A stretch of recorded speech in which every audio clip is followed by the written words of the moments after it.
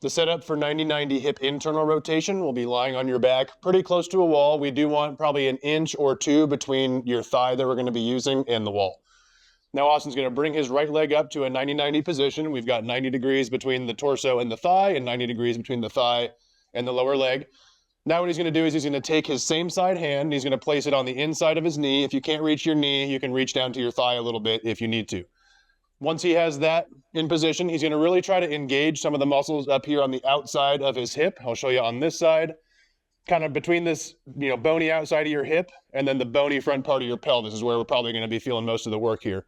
Once he engages and squeezes those, he's going to keep his thigh in place. His hand is there as a sensory reference to make sure his thigh is not diving in. And he's going to spin his thigh so that his lower leg and foot make contact with the wall and then increase the pressure based on what intensity we tell you during the program. We'll reset that one more time. He's going to keep contact here with his hand. He's going to spin his thigh until his foot and lower leg meets the wall, and he's going to make sure that his thigh is not diving in with his hand here to keep him honest. As he relaxes out of that, common mistakes here is to bend that up. Go ahead.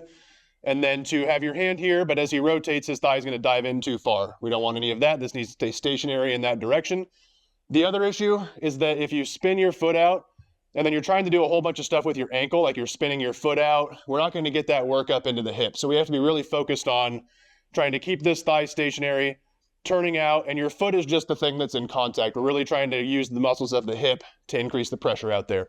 So one more time, we'll be here. He's going to engage the muscles on this part of his hip over here.